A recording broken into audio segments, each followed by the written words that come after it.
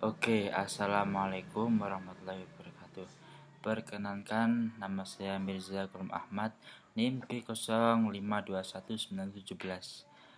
Saya dari Prodi Manajemen Zakat dan Wakaf ingin mempresentasikan hasil observasi saya di Lajisnu Kecamatan Brebek untuk syarat memenuhi tugas dari mata kuliah aspek hukum. Oke. Yang pertama yaitu observasi. Observasi yang dilakukan di Lajisnu Kecamatan Brebek ini dilakukan semata untuk memenuhi tugas mata kuliah aspek hukum, zakat, dan wakaf bersama Mas Faisal selaku perwakilan dari lembaga tersebut. Oke. Yang pertama yaitu hukum Islam dan hukum nasional. Bagaimana jika ada salah satu orang yang dalam lembaga yang menghimpun zakat tersebut melawan hukum?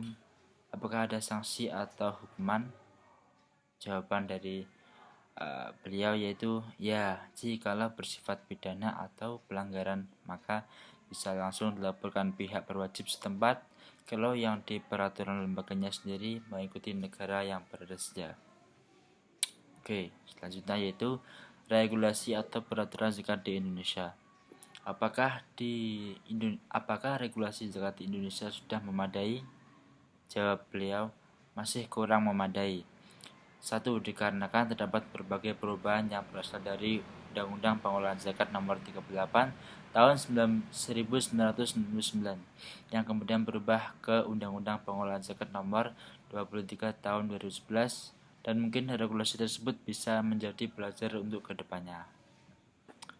Selanjutnya yaitu organisasi pengelolaan zakat.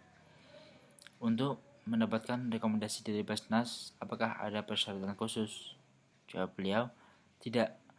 Untuk mengajukan izin rekomendasi ke Basnas sebelum ke nasional, kemudian melampirkan syarat-syarat sebagai berikut, yaitu anggaran dasar organisasi yang mencakup AD atau AAD yang disahkan oleh notaris setempat. Selanjutnya yaitu susunan pengawas syariat yang harus memenuhi syarat harus mempunyai kompeten di bidang syariat atau gabungan anggotanya dalam bidang audit. Yang selanjutnya yaitu surat pernyataan kesediaan sebagai pengawas syariat di atas materi yang ditanda tangan oleh masing-masing pegawai syariat setempat. Oke. Selanjutnya yaitu perizinan lembaga zakat.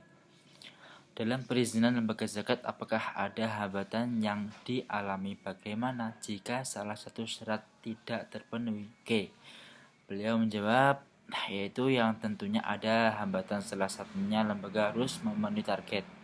Jadi pasti setiap tugas atau setiap lembaga itu pasti ada target-targetnya sendiri. Nah, di sini yang harus didapat dari Basnas, maka lembaga akan meminta untuk berkolaborasi kepada lembaga yang sudah mendapatkan izin untuk membuka lembaga gunanya agar dapat pembelajaran dan kekurangan ada pada lembaga tersebut.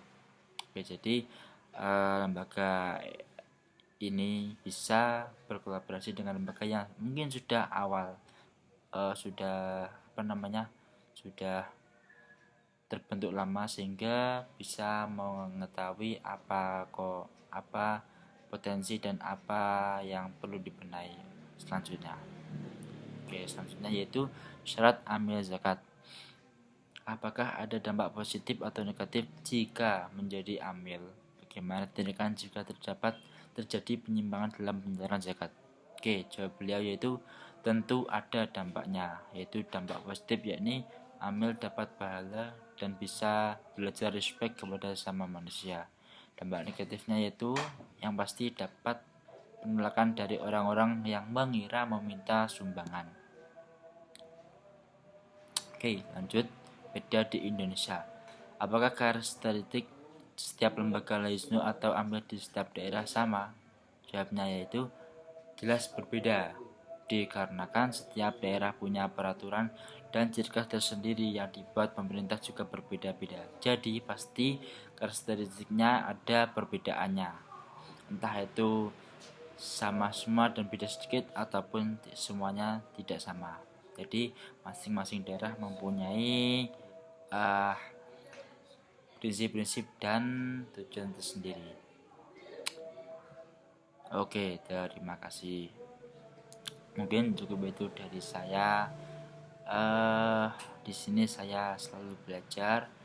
Mungkin apabila ada kurang dan salahnya, mohon maaf yang sebesar-besarnya. Syukron, alhamdulillah. Wa akhiran, wassalamualaikum warahmatullahi wabarakatuh.